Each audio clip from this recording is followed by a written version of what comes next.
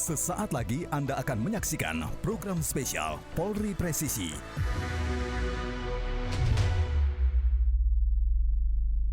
In association with Selamat malam pemirsa, pemerintah terus berupaya menekan lonjakan kasus COVID-19 termasuk potensi lonjakan yang dapat terjadi akibat mobilitas masyarakat pada masa libur lebaran. Kebijakan larangan mudik telah diputuskan dan berlaku tanggal 6 sampai 17 Mei 2021. Sebagai pelindung, pengayom, dan pelayan masyarakat, Korps Bayangkara berkomitmen mengawal kebijakan larangan mudik dengan menerapkan berbagai upaya dan strategi agar lonjakan kasus COVID-19 dapat dihindari. Korps Bayangkara melakukan upaya preemptif dan preventif untuk menjaga stabilitas keamanan dan ketertiban masyarakat. Hal ini senada dengan konsep Polri Presisi yang menekankan pentingnya kemampuan pendekatan predictive policing agar Polri mampu menakar tingkat gangguan keamanan dan ketertiban masyarakat melalui analisis berdasarkan pengetahuan, data, dan metode yang tepat.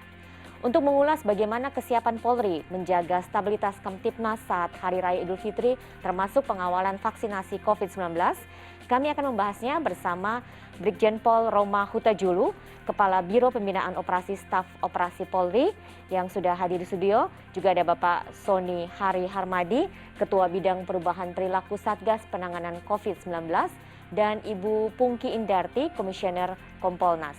Selamat malam Bapak dan Ibu semuanya, sehat-sehat ya di sini ya. Ya mudah-mudahan kita bisa sehat terus karena ini kunci untuk bisa terus berkarya begitu ya Pak ya. Nah ini menghadapi menjelang Idul Fitri ya dengan adanya larangan mudik yang sudah dikeluarkan. Nah mungkin saya ingin tahu terlebih dahulu tentang situasi keamanan dan ketertiban masyarakat saat ini bagaimana Pak Roma? Baik, terima kasih Mbak Lucy. Untuk situasi Kamtipmas ataupun keamanan ketertiban masyarakat pada saat ini secara umum aman kondusif, namun kita masih menghadapi berbagai tantangan, pertama masa pandemi COVID, kemudian cuaca yang berubah-ubah ekstrim, sehingga kemudian juga kita dihadapkan dengan bagaimana kita menghadapi tantangan bagaimana menjelang selama bulan puasa, kemudian menjelang Idul Fitri dan pasca Idul Fitri. Ada beberapa tantangan dan dinamika yang pada saat ini kita perlu antisipasi, yaitu bagaimana kita mengedukasi masyarakat terkait dengan pengetatan pembatasan mobilitas masyarakat menjelang bulan Ramadan kemarin sampai menjelang Idul Fitri setelah pasca Idul Fitri. Tetapi secara umum masih kondusif. Oke. Bagaimana terkait dengan potensi gangguan keamanan, Pak? Terkait potensi gangguan keamanan, kami sudah memetakan memang ada 3 fase, yaitu masa sebelum Hari Raya Idul Fitri, itu masa bulan Ramadan, kemudian pada saat Hari Raya Idul Fitri, dan juga pasca Idul Fitri. Potensi itu seperti ancaman sabotase dan teroris, kemudian perkelahian antar warga, kemudian juga ada petasan dan mercon, kemudian juga ada kejahatan-kejahatan seperti perampokan, pencurian, kemudian juga begal dan sebagainya. Kemudian yang terpenting adalah bagaimana kita mengantisipasi perkiraan ancaman berkaitan dengan penyebaran COVID-19 di masa bulan puasa dan Idul Fitri. Demikian, Mbak. Oke. Bu Pungki, mungkin ada tanggapan bagaimana seharusnya Polri mengantisipasi gangguan keamanan menjelang Hari Raya Idul Fitri ini? Ya, makasih Mbak Lucy. Ini kan tahun kedua ya COVID-19 ini. Jadi saya melihat juga Polri sudah sudah bisa adjust dengan situasi yang sudah ada.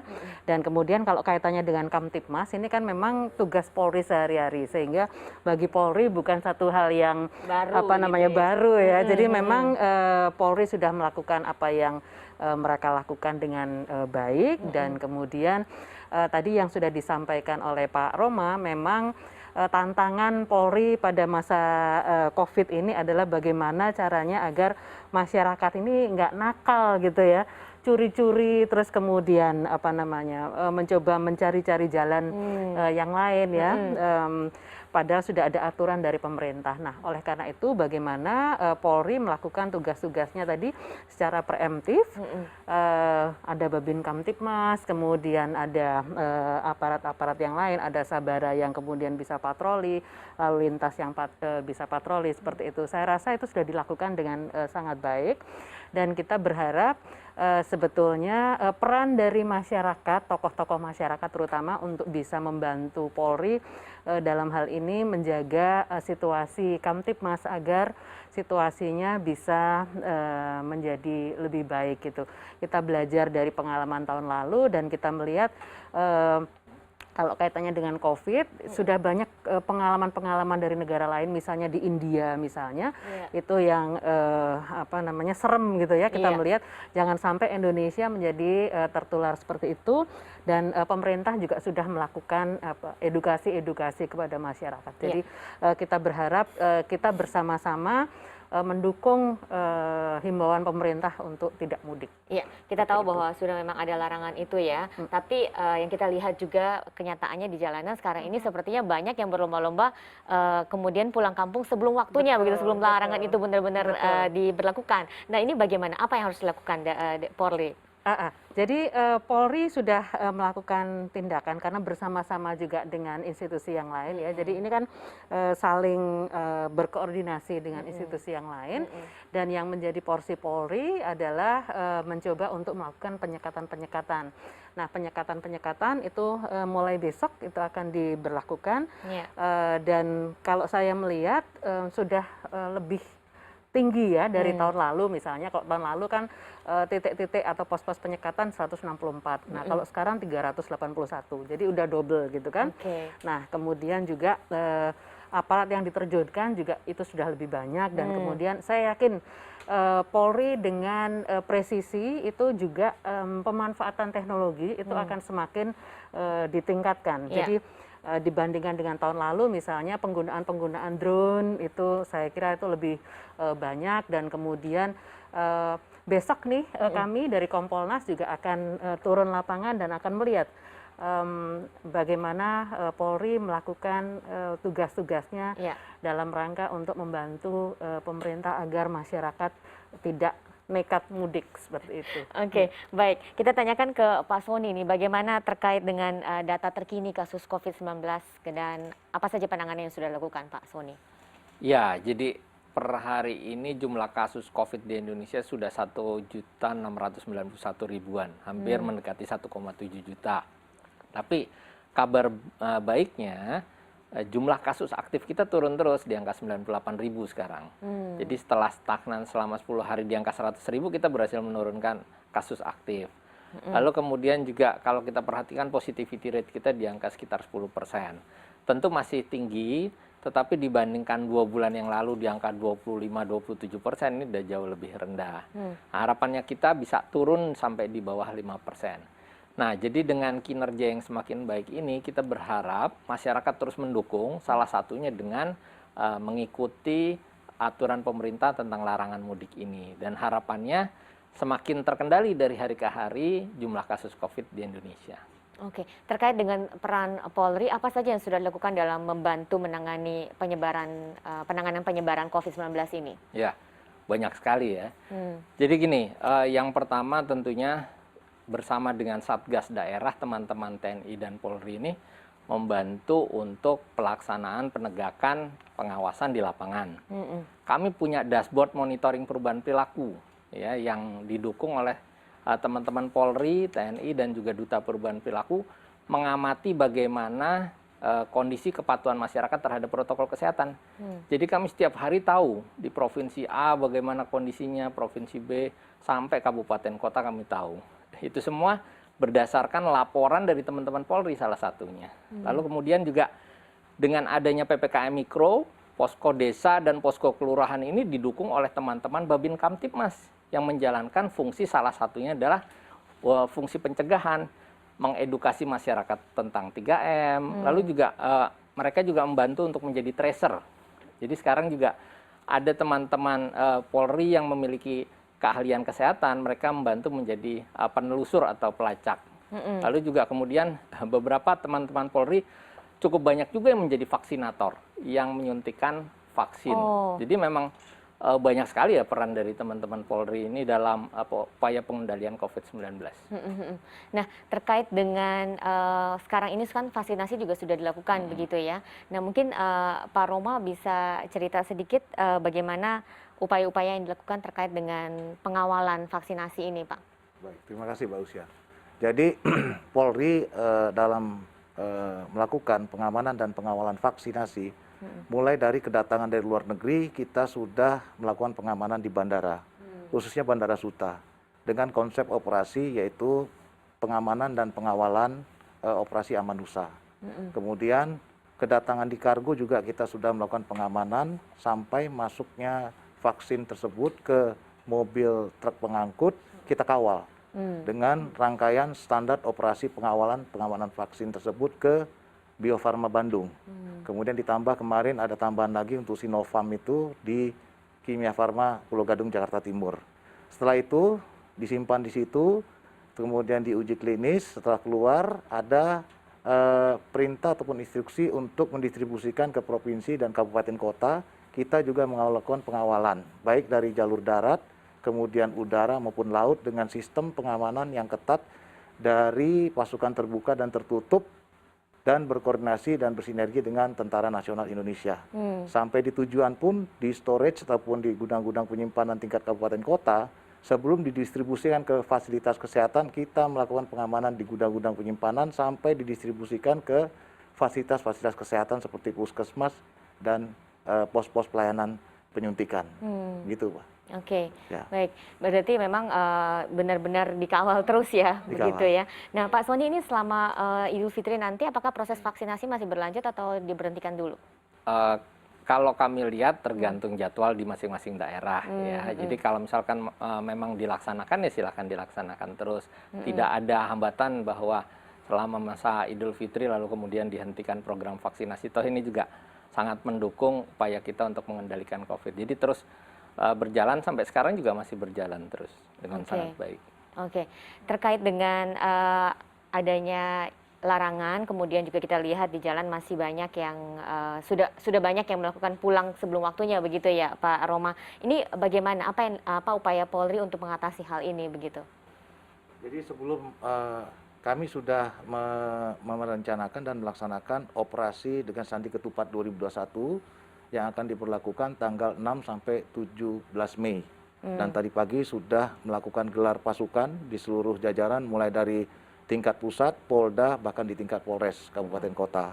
Kemudian setelah itu insert pada masa tanggal 6 sampai tanggal 17 itu akan diberlakukan peniadaan mudik full dengan tindakan tegas dan humanis, tetapi juga untuk menyelamatkan semua pemudik-pemudik agar tidak lolos dari pos-pos penyekatan. Namun sebelumnya, mulai tanggal 12 April sampai tanggal 25 April kemarin, Kepolisian Negara Republik Indonesia telah melaksanakan operasi dengan Sandi Keselamatan dengan mengedepankan fungsi Direktorat Lalu Lintas didukung oleh fungsi-fungsi kepolisian yang lain untuk memberikan edukasi terkait dengan kepatuhan protokol kesehatan di lalu lintas jalan dan juga bagaimana berlalu lintas yang baik. Kemudian setelah tanggal 25 April kemarin, 26 April sampai tanggal hari ini 5 Mei 2021 kita telah menggelar operasi kepolisian yaitu dengan Sandi antisipasi arus. Di sini kita memang mendasari dan mengakomodir seluruh kebijakan pemerintah mulai dari peraturan Menteri Perhubungan, surat edaran Ketua Satgas Covid, kemudian juga dari Menpan RB. Nah, kebijakan itu kita akomodir dan kita rumuskan menjadi strategi pengetatan pengawasan pengendalian mobilitas masyarakat dengan aturan-aturan yang sudah kami jadikan pedoman untuk tindakan kepolisian di lapangan bersama-sama dengan Satgas Covid dan instansi terkait seperti Tentara Nasional Indonesia, kemudian Dinas Perhubungan dan Satpol PP. Demikian, Mbak. Ada sanksi apa, Pak, yang diberikan kepada mereka yang kedapatan pada saat pemeriksaan memang melakukan mudik begitu? Sanksi yang pertama adalah sanksi sosial, Mbak. Kemudian yang kedua adalah sanksi denda, karena di situ ada Satpol PP. kemudian sanksi seperti tempat-tempat kerumunan, hiburan yang melebihi batas waktu ataupun kapasitas kita tutup dan kita segel. Kemudian juga untuk yang tidak kedapatan tidak membawa surat keterangan bebas COVID ataupun negatif antigen swab antigen itu kita putar balik. Kalaupun istilahnya mereka ini kita lakukan penindakan seperti kemarin beberapa ratus ribu travel gelap yang sudah kita tindak. Dan penumpangnya kita turunkan dan travelnya mengembalikan uang ongkos daripada masyarakat, terus masyarakat kita angkut dengan bantuan bis dari Bus Damri untuk kembali ke rumah masing-masing melalui stasiun yang terminal-terminal yang terdekat. Dan travelnya kita amankan di Polda Metro Jaya ataupun di Polda-Polda Jawa Barat, kemudian Jawa Tengah dan sebagainya. Demikian, Pak. Syaratnya apa saja sih Pak untuk supaya bisa lolos dari pada saat pemeriksaan? Kalau mulai nanti malam peniadaan mudik, Pak, semuanya tidak boleh. Dan kecuali yang dikecualikan seperti aparatur sipil negara, kemudian TNI Polri memiliki surat perjalanan dinas yang ditandatangani oleh pimpinannya. Kemudian karyawan swasta itu ada surat perjalanan dinas juga dari pimpinan perusahaannya, kecuali hal-hal yang kontingensi seperti keluarga meninggal, sakit, ataupun ibu hamil. Itu yang bisa diperbolehkan. Selain itu, kami putar balik. Oke, baik. Kita masih akan berbincang lagi sesaat lagi. Pemirsa jangan kemana-mana, Polri Presisi akan kembali sesaat lagi.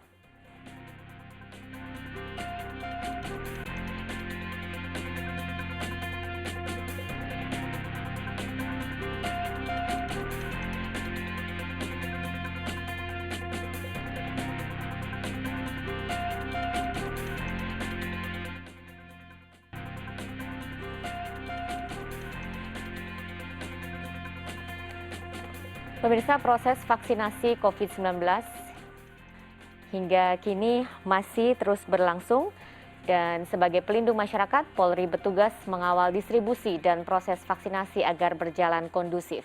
Polri menerjunkan 83.566 personel untuk mengawal distribusi vaksin COVID-19 ke beberapa provinsi di Indonesia. Pada bulan Ramadan ini, proses vaksinasi tetap dilakukan agar target pemerintah dapat segera tercapai. Polri berkomitmen untuk tetap menjaga stabilitas keamanan menjelang Hari Raya Idul Fitri. Sudah berapa persen target dari masyarakat yang sudah tervaksin? Nah, dalam segmen ini kami akan membahas data terkini terkait jumlah vaksin serta gelombang vaksinasi. Pak Sony, hingga saat ini sudah berapa persen Pak dari target pelaksanaan vaksinasi kepada masyarakat? Sekitar 6% ya. Kita sudah hampir mencapai 20 juta orang yang divaksin dari target sekitar 181 juta. Oke, Nah, sekitar kan tahap 6% ya. pertama itu dan kedua sudah selesai di bulan Januari sampai April kemarin ya. Lalu kemudian tahap ketiga dan keempat kita akan dorong, ini memang menjadi kewenangan Kementerian Kesehatan. Mereka akan mendorong untuk penduduk rentan di daerah berisiko tinggi. Nah, ini juga menjadi sebuah catatan penting karena tentunya para lansia misalkan, mereka yang butuh sekali divaksin nih harus diantar oleh mereka yang usianya produktif. Dan kadang-kadang teman-teman Polri ini yang di lapangan yang membantu untuk mengantar teman-teman supaya para lansia ini bisa divaksin dengan baik. Jadi mudah-mudahan dengan peran dari Polri tadi bisa maksimal vaksinasi di lapangan. Oke, mengapa perlu percepatan begitu Pak kalau dilihat? Ya, jadi kita butuh mohon maaf. Jadi kita butuh sekali ini upaya untuk mencapai yang namanya herd immunity. Jadi bagaimanapun juga kita belum tahu kapan vaksin ini di dalam tubuh seseorang bisa bertahan secara lama. Oleh karenanya kita bisa mengejar target sebelum setahun harusnya bisa mencapai target 181 juta tadi. Dan terutama semakin cepat kita melakukan vaksinasi, tentu menurunkan risiko. Jadi bukan berarti bebas sama sekali dari risiko penularan COVID-19, tapi menurunkan risiko dengan sangat drastis. Tapi bagaimanapun juga kami selalu mengingatkan masyarakat bahwa tidak ada intervensi tunggal di dalam mengakhiri pandemi ini. Jadi walaupun sudah divaksin, harus tetap melaksanakan protokol kesehatan, bahwa Presiden berkali-kali menyampaikan hal itu. Lalu kemudian tetap dengan 3M, tetap dengan 3T, karena tes, telusur, dan tindak lanjut itu menjadi sangat penting ya untuk menemukan kasus sedini mungkin sehingga angka kematiannya bisa rendah dan sesegera mungkin orang bisa disembuhkan. Lalu kemudian yang satunya lagi tentunya vaksinasi. Jadi 3 hal utama ini, 3 senjata utama menghadapi COVID-19 harus bersama-sama, dan perannya Polri sangat penting di ketiga-tiganya. Ya. Tadi 3M kan melakukan edukasi ke masyarakat bersama para duta perubahan perilaku, lalu 3T itu menjadi tracer tuh, membantu menjadi tracer, dan juga vaksinator yang melakukan vaksinasi, penyuntikan vaksinasi ke masyarakat. Oke, baik Bu Pungki, tadi kita sudah dengar penjelasan bagaimana peran Polri terkait dengan pengawalan vaksin ini ya, bahkan sampai pengawalan untuk vaksinnya sendiri dari tiba sampai didistribusikan. Nah, apalagi kira-kira peran yang perlu dilakukan Polri dalam hal ini? Saya melihat di sini sudah sangat bagus ya, artinya ngawal mulai dari bandara sampai ke Bio Farma, terus kemudian penempatan ke wilayah-wilayah. Nah, saya melihat juga upaya Polri yang sangat bagus untuk melakukan vaksinasi kepada orang-orang garda terdepan. Katakan misalnya di Polri sendiri, Pusdokes juga melakukan vaksinasi kepada anggota-anggota Polri. Dan kemudian yang ketiga, saya melihat upaya Polri untuk memberikan pendidikan atau edukasi kepada masyarakat agar masyarakat mau divaksin. Karena masyarakat ini ada yang entah menolak karena kepercayaan, entah karena dapat Takut. rumor-rumor, hoax, berita-berita hoax itu takut divaksin, nggak mau, nggak berani. Nah, kemudian Polri mencoba untuk melakukan pendekatan-pendekatan pada mereka. Nah, yang saya lihat juga ada praktek yang lain adalah ini kan vaksinatornya kan sedikit ya. Nah, saya melihat satu contoh misalnya di Polres Tangerang Selatan. Kapolres Tangerang Selatan itu mencoba untuk melakukan approach kepada kawan-kawan, dalam hal ini kawan-kawan mahasiswa Papua, untuk pertama mau divaksin, kedua juga mau membantu untuk menjadi vaksinator, sehingga dengan demikian maka tenaga yang untuk melakukan vaksin tadi sedikit bisa dibantu oleh kawan-kawan, karena polisi bekerja sama dengan kesehatan itu bisa melakukan pelatihan-pelatihan pada mereka. Dan ini sekali dayung dua pulau terlampaui, karena saya melihat di satu sisi mereka mau vaksin, kedua juga mereka mau untuk menjadi vaksinator, dan ketiga Papua loh. Jadi kita merangkul Papua dan kemudian embracing Papua menjadi keluarga besar Tangerang Selatan misalnya. Itu satu hal yang luar biasa yang saya lihat, dan ini harus kami apresiasi. Seperti itu, Mbak. Ya, kita tahu bahwa banyak sekali operasi yang dilakukan oleh Polri begitu ya. Sekarang ini dengan adanya COVID-19 ada lagi tugas yang bertambah begitu. Nah, ini bagaimana kira-kira untuk menyemangati para petugas-petugas di lapangan nih? Saya sangat memahami bahwa kawan-kawan ini jiwanya, mentalnya itu sudah sangat tertempa ya untuk menjadi yang terbaik gitu ya di Ibu Pertiwi, sehingga apapun tugas yang dilakukan, apapun tugas yang diberikan kepada Polri, saya optimis, saya yakin kawan-kawan Polri mampu melakukan dengan sebaik-baiknya. Dan yang perlu dilakukan oleh Kompolnas adalah kami memberikan dukungan, kami memberikan dorongan, dan kalau tadi ada contoh-contoh yang bagus tadi, itu mesti harus kami sampaikan kepada publik untuk bisa menjadi contoh bagi yang lain. Ini loh, Polri aja udah ngajak yang mahasiswa untuk jadi vaksinator. Nah, bagaimana dengan kementerian dan lembaga yang lain misalnya, untuk supaya juga bisa ketularan tadi, berbuat baik seperti yang sudah dilakukan oleh Polri. Saya rasa itu, Mbak. Oke, baik. Pak Roma, bagaimana sejauh ini sinergi yang dilakukan antara Polri dengan Satgas Penanganan COVID-19? Selama ini sinergi Polri dengan Satgas COVID dari tingkat pusat, kemudian provinsi, kabupaten, daerah sangat baik dan solid. Karena tadi sudah disampaikan oleh Pak Soni, bagaimana Polri, TNI berjuang bersama-sama dengan Satgas COVID untuk memutus dan mengendalikan mata rantai penyebaran COVID-19.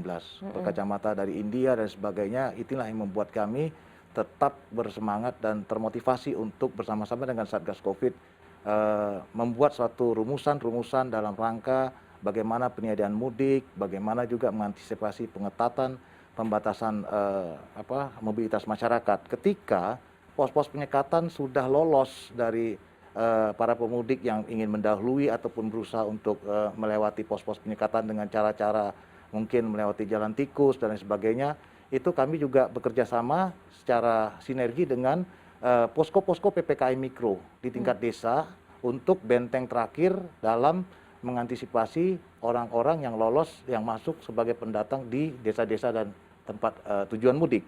Kemudian diperkuat lagi dengan kampung-kampung tangguh untuk mempertahankan bagaimana melakukan tracing dan bagaimana melakukan pendataan masyarakat pendatang yang lolos dari pos-pos penyekatan itu untuk dikarantina sesuai dengan apa yang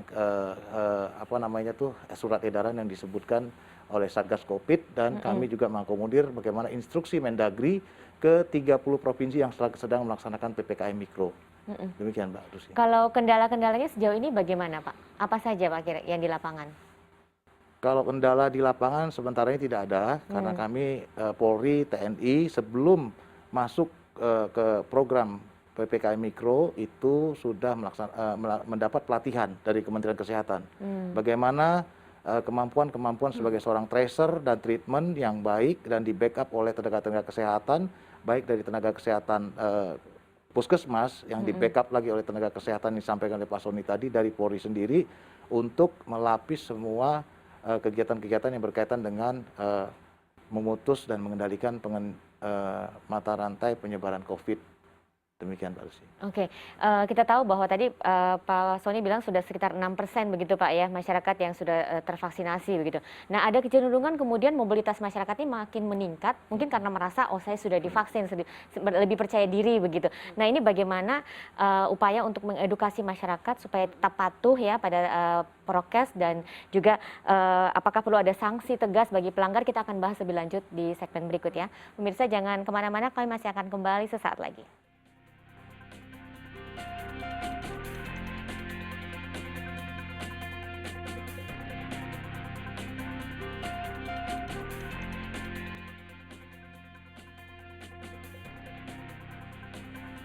Pemirsa, setelah pemerintah merilis Permen Hub nomor 13 tahun 2021 tentang pengendalian transportasi selama Idul Fitri dalam rangka pencegahan penyebaran COVID-19, Polri memperketat pengawasan dan memperbanyak titik penyekatan pada periode larangan mudik Lebaran 6 sampai 17 Mei 2021.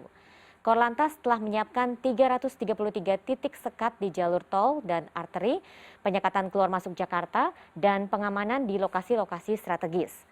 Mobilitas masyarakat semakin meningkat pasca vaksinasi yang sudah dilakukan di beberapa daerah. Namun hingga kini ancaman COVID-19 masih ada. Pemerintah memutuskan untuk melarang mudik. Meski mudik dilarang, Korps Bayangkara tetap melakukan operasi ketupat dan juga operasi lainnya, termasuk mengantisipasi aksi terorisme yang dapat terjadi selama bulan Ramadan dan Idul Fitri. Pak Sony, ini terkait dengan kepercayaan diri masyarakat yang meningkat sejak divaksin ya, kemudian mungkin mobilitasnya jadi meningkat. Ini sebenarnya seharusnya bagaimana sih mereka yang sudah divaksin ini bersikap begitu? Ya, kami senantiasa mengingatkan masyarakat, mengedukasi masyarakat tanpa henti ya. Karena kami punya juga 85.500 lebih duta perubahan perilaku yang bertugas untuk mengedukasi masyarakat di lapangan. Nah, mereka selalu mengingatkan bahwa yang sudah divaksin jangan seperti Superman, tiba-tiba merasa kebal ya. Karena vaksinasi itu butuh proses untuk menciptakan kekebalan di dalam tubuh, satu. Jadi harus tetap patuh protokol kesehatan. Yang kedua, vaksin juga tidak ada yang efikasi atau efektivitasnya 100%. Dia menurunkan risiko, tapi tidak menghilangkan risiko. Jadi tetap harus dengan protokol kesehatan. Lalu kemudian masih banyak orang yang belum divaksin, termasuk kelompok rentan. Nah, kalau kemudian kita tidak patuh protokol kesehatan, lalu kemudian menjadi OTG gitu ya, menyebarkan pada mereka yang komorbid dan lansia, tentu menjadi tidak bijak. Oleh karenanya kami selalu mengedukasi masyarakat. Nah, sebetulnya sejak minggu ketiga Januari itu kepatuhan masyarakat terhadap protokol kesehatan naik terus. Naik, makanya diikuti oleh penurunan kasus. Kami selalu melihat bahwa peningkatan kepatuhan protokol kesehatan selalu diikuti oleh penurunan kasus.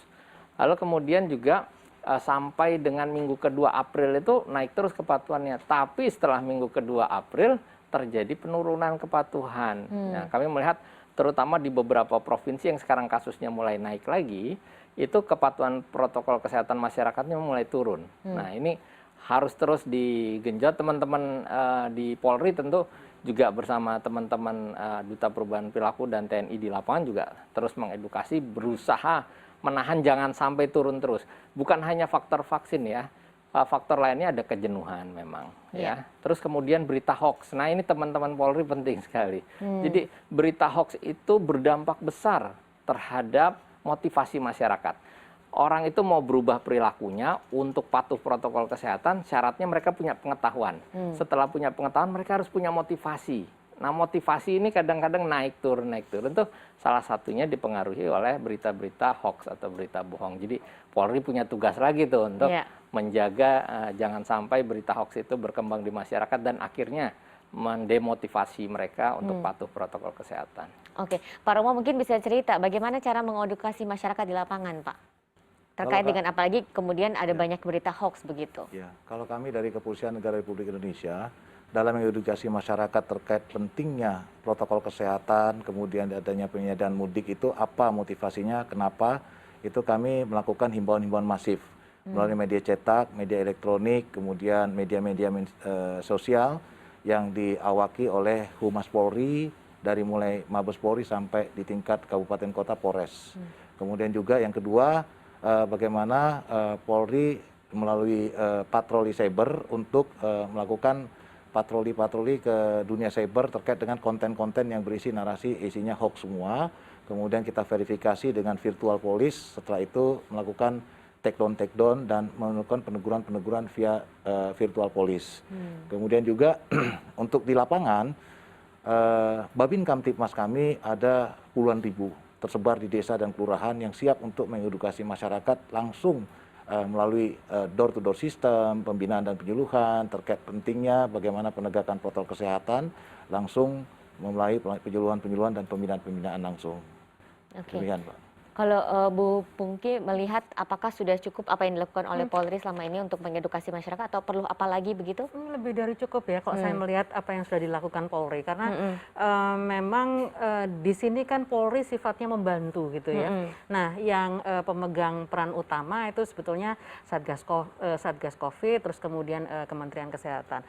Nah, kalau kita melihat masyarakat itu sebetulnya karena ini kan sudah tahun kedua ya, jadi ada kejenuhan itu memang masuk akal. Terus kemudian juga katakan ada yang sudah kena COVID, kadang-kadang mereka menganggap bahwa oh saya udah kena COVID nggak mungkin kena lagi gitu. Nah itu kan anggapan-anggapan yang keliru. Jadi perlu juga diberikan edukasi terkait dengan hal itu. Tapi saya rasa mungkin porsinya bukan pada Polri gitu ya, pada mungkin Satgas COVID atau Kementerian Kesehatan. Nah tapi di sisi lain juga masyarakat ini kan ketika tadi vaksin gitu ya, ada yang sudah mau vaksin. Nah, ketika vaksin udah kendor ininya apa namanya disiplinnya gitu. Jadi mereka pikir kalau udah divaksin ya udah kuat. Jadi kayak Superman tadi seperti yang sudah disampaikan. Nah, tapi di sisi lain ada juga masyarakat yang masih menolak untuk divaksin dengan alasan-alasan tertentu. Nah, ini memang perlu dipikirkan bagaimana caranya supaya mengubah persepsi masyarakat. Nah, kalau saya melihat polisi ini juga sebagai a tool of social engineering. Jadi saya pikir dengan apa yang dilakukan polisi tadi Pak Roma sudah menceritakan Babin Kamtibmas yang memang sudah ada di seluruh Indonesia. Juga ada misalnya Polri punya website, kemudian Polri juga punya media sosial dan kemudian ada apa namanya hal-hal yang kreatif yang dilakukan oleh anggota. Misalnya kalau saya melihat Pak Babin misalnya ya satu apa namanya serial gitu, terus kemudian melakukan edukasi pada masyarakat dengan cara yang humoris, yang lucu, itu mampu dicerna oleh masyarakat. Nah, saya sangat mendukung dan sangat apresiasi dengan apa yang sudah dilakukan oleh Polri dan berharap kawan-kawan yang lain juga akan membantu dan kemudian memperkuat hal itu. Gitu. Oke, baik. Pak Roma, terkait dengan ancaman lain, misalnya ancaman terorisme, ini bagaimana Pak? Upaya yang dilakukan Polri? Ya, antisipasi dari Polri terkait dengan ancaman terorisme itu masuk dalam satu perkiraan ancaman di Operasi Ketupat. Setelah itu kita menentukan target, kemudian strategi daripada cara bertindak di lapangan untuk mengantisipasi kegiatan-kegiatan teroris. Memang dari Densus 88 di seluruh wilayah sudah melakukan terus penyelidikan, investigasi, dan mengantisipasi pergerakan daripada kegiatan-kegiatan teroris, baik di lapangan maupun di dunia maya. Antisipasi untuk itu di lokasi sentra-sentra pusat-pusat perbelanjaan, ekonomi, bahkan kebetulan nanti pada saat Hari Raya Idul Fitri, kalau tidak salah, itu bersamaan dengan Hari Raya Isa al-Masih. Itu juga tanggal 13 Mei kalau tidak salah. Itu juga kita menjadikan satu mapping berupa potensi ancaman untuk menentukan cara bertindak dan target pengamanan di lokasi-lokasi yang menjadi sasaran target teroris itu dengan pengamanan terbuka, kemudian juga pengamanan tertutup, patroli, dan melibatkan tokoh-tokoh pemuda dan masyarakat untuk ikut membantu berpartisipasi melihat situasi di lapangan adanya pergerakan masyarakat, khususnya juga ancaman dari terorisme itu sendiri perlu diantisipasi bersama-sama dengan masyarakat. Kemudian terkait upaya preemptif dan preventif yang dilakukan dalam mengawal Kamtibmas ini menjelang Hari Raya Idul Fitri, jangan dijawab dulu ya Pak, kita akan break dulu. Pemirsa jangan kemana-mana, kami masih akan kembali sesaat lagi.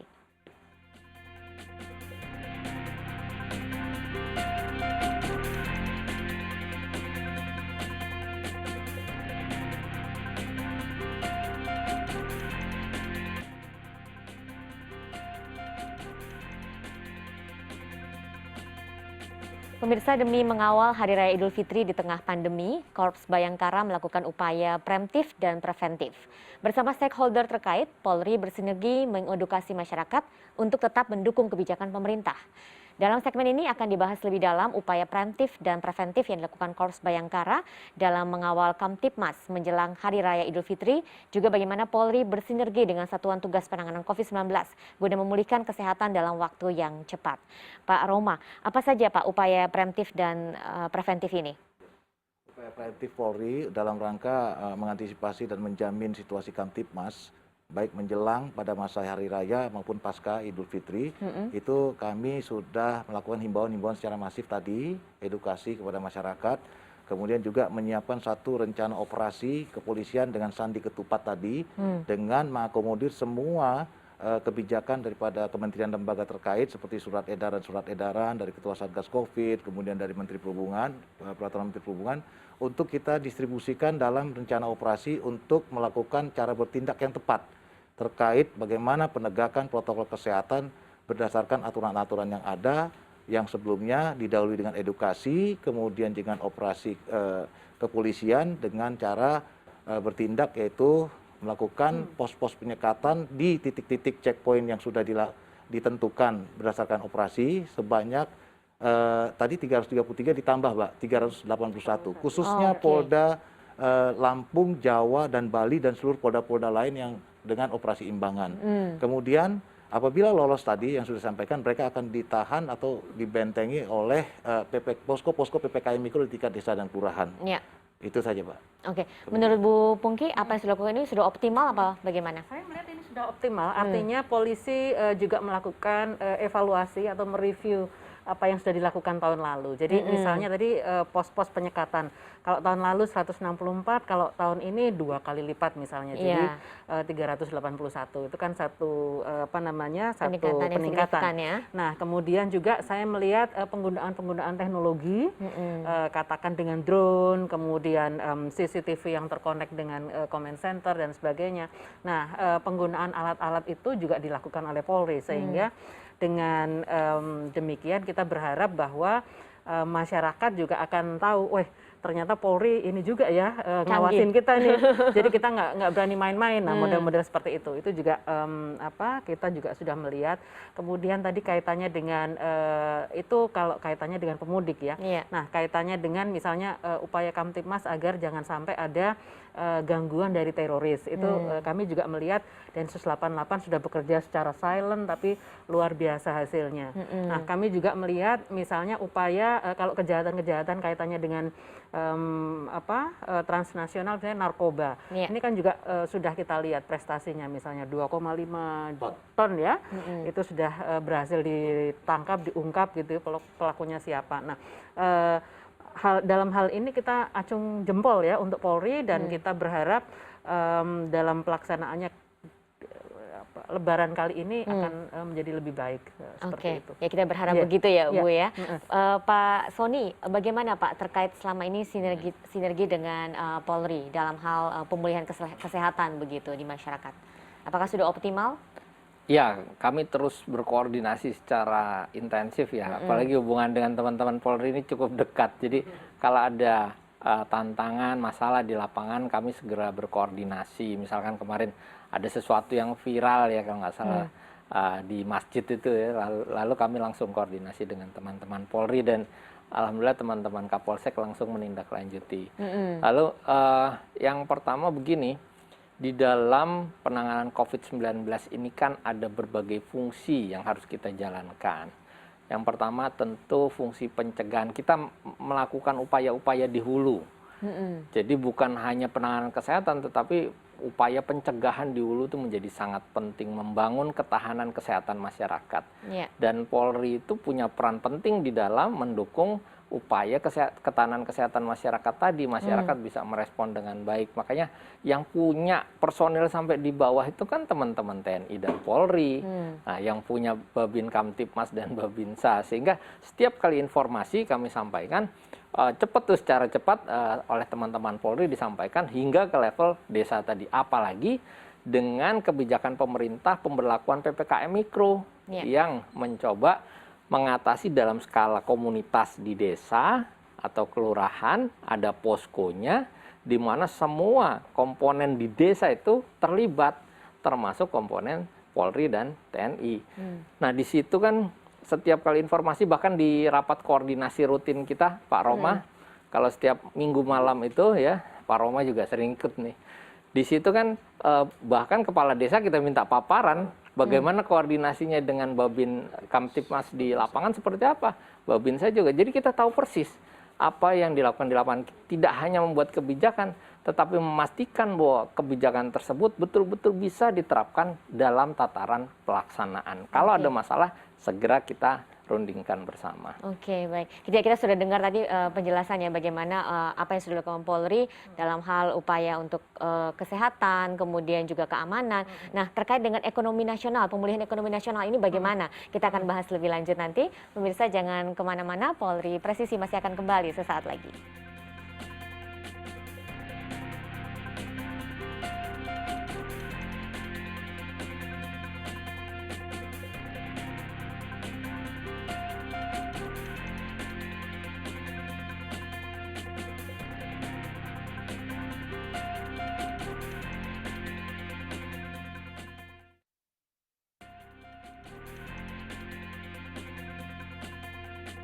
Pemirsa, Presiden Joko Widodo ingin mewujudkan percepatan ekonomi nasional. Tentu dibutuhkan peran Polri dan satuan tugas agar peningkatan ekonomi dapat terwujud. Operasi Ketupat diharapkan dapat mewujudkan situasi kondusif, memberikan jaminan keamanan, ketersediaan dan kelancaran distribusi kebutuhan lebaran, serta bahan bakar. Pada segmen ini akan dibahas rencana Polri dan pemerintah dalam menjamin stabilitas keamanan menjelang Idul Fitri di tengah pandemi COVID-19, serta upaya Polri dalam mendukung pemulihan ekonomi nasional. Pak Roma, ini bagaimana Pak upaya Polri dalam mendukung pemulihan ekonomi nasional?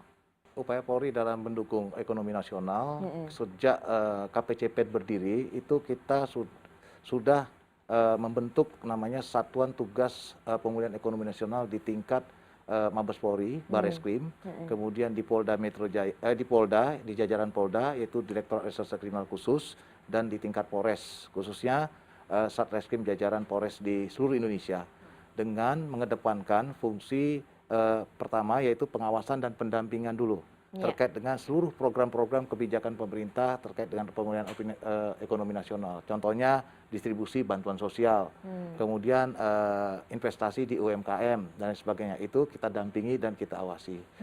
Kemudian yang kedua, kita bekerja sama juga dengan aparat pengawasan internal dari pemerintah, HAPIP. Bagaimana mekanisme pengawasan tersebut untuk kebijakan kementerian dan lembaga dipastikan terkawal betul dari tingkat pusat sampai tingkat daerah. Kemudian juga kita juga berusaha untuk mengedukasi masyarakat betul-betul bisa menerima segala sesuatu apa yang menjadi program pemulihan ekonomi nasional itu, betul-betul masyarakat berpartisipasi. khususnya UMKM, kemudian penerima bantuan sosial, jangan ada lagi rekayasa. Kalaupun semua terkait dengan kegiatan-kegiatan upaya-upaya ini yang dilakukan Polri, garda terakhir masih terjadi pelanggaran hukum, kita akan melakukan penegakan hukum secara profesional. Apakah itu dari sisi korupsinya, ataukah itu dari sisi pelanggaran tindak pidana lainnya. Ya. Itu, Pak. Oke, Bu Pungki, Anda melihat bagaimana ini upaya yang dilakukan Polri? Kemarin kami melihat apa yang sudah dilakukan Polri, termasuk ada yang melakukan penyelewengan bansos, itu bisa diungkap gitu ya, bisa dilakukan penegakan hukum oleh Polri. Nah, kemudian kami juga melihat selain itu juga Polri mencoba untuk mengajak masyarakat untuk tangguh. Jadi dengan adanya inisiatif untuk kampung tangguh. Nah, di situ ada upaya-upaya untuk ekonomi kerakyatan, ekonomi masyarakat. Misalnya mereka bisa bercocok tanam, hidroponik, terus kemudian mereka juga bisa ada kolam lele misalnya, bisa dipakai untuk konsumsi, dan itu ketahanan pangan bagi masyarakat saya melihat luar biasa. Nah, oleh karena itu kita berharap kampung-kampung tangguh ini akan mampu di kemudian hari bisa overcome penyakit ini, COVID ini, sehingga dengan adanya ketahanan tadi yang diinisiasi atau digagas oleh Polri, masyarakat akan menjadi semakin kuat, semakin tangguh. Saya rasa begitu. Tidak hanya kuat dari segi kesehatan, tapi juga secara ekonomi. Begitu ya, Bu Pungki ya. Pak Sony, ini bagaimana Pak supaya selama perayaan Lebaran ini bisa aman, kemudian juga pelaksanaan vaksinasi bisa terus berjalan, ini apa yang harus dilakukan, Pak? Iya, kami terus terang ya terus berkoordinasi dengan Polri. Ini bebannya Polri juga jadi bertambah nih ya. Mudah-mudahan di lapangan bisa kita laksanakan sebaik-baiknya. Yang pertama memang dengan adanya pelarangan mudik ada potensi mobilitas lokal. Sehingga teman-teman Polri bukan hanya menjaga supaya tidak terjadi mobilitas antar daerah, tetapi secara lokal bisa terjadi mobilitas, khususnya di pusat-pusat keramaian, ya di pasar, di tempat perbelanjaan, lalu kemudian di tempat wisata, di restoran dan seterusnya, yang berpotensi menyebabkan terjadinya penularan COVID-19. Oleh karenanya kami juga sudah mencoba berdiskusi dengan teman-teman Polri agar bisa diantisipasi di lapangan. Ini tentu menjadi tugasnya Satgas daerah, ya. Tetapi teman-teman Polri sangat penting ketika harus melaksanakan tugas untuk khususnya dalam pengawasan dan upaya membubarkan kerumunan seperti itu. Nah, terus kemudian juga kita berharap bahwa dengan larangan mudik ini masyarakat bisa mentaati sebaik-baiknya, karena tentunya kebijakannya diambil untuk melindungi seluruh masyarakat Indonesia tanpa terkecuali.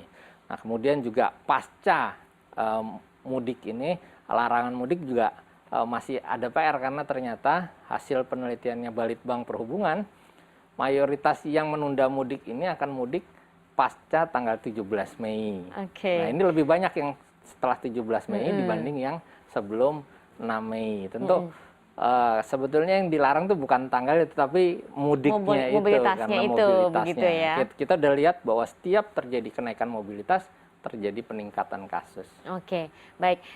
Terakhir saya minta closing statement masing-masing dari Bapak-Bapak dan Ibu. Mungkin bisa dimulai dari Pak Roma, apa yang ingin disampaikan kepada pemirsa? Ya. Terima kasih, Mbak Lucy.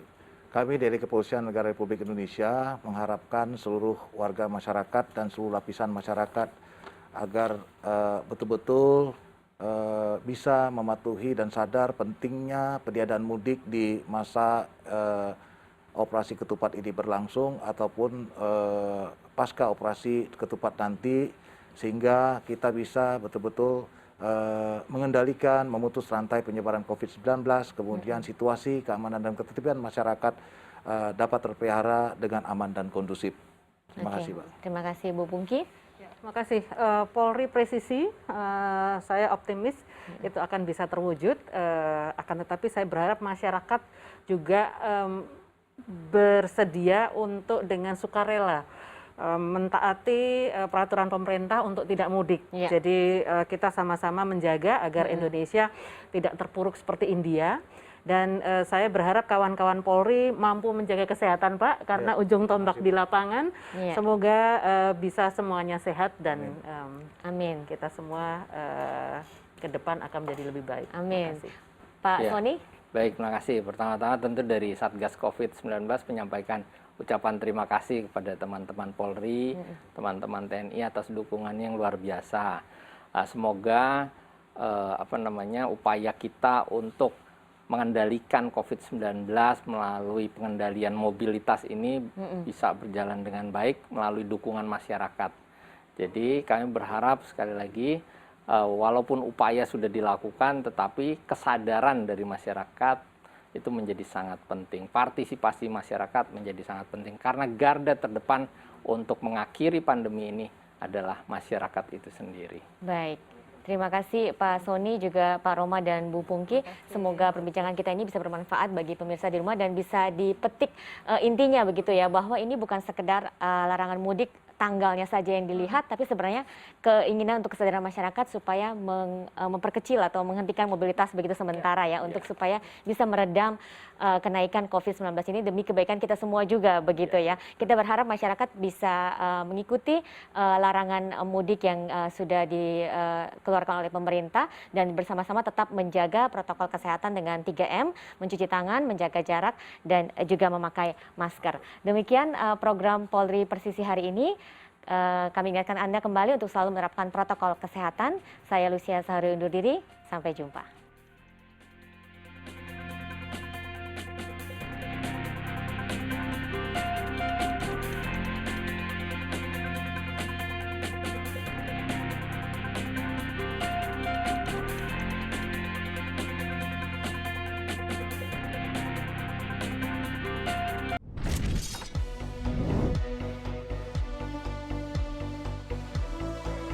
Terima kasih Anda baru saja menyaksikan program spesial Polri Presisi.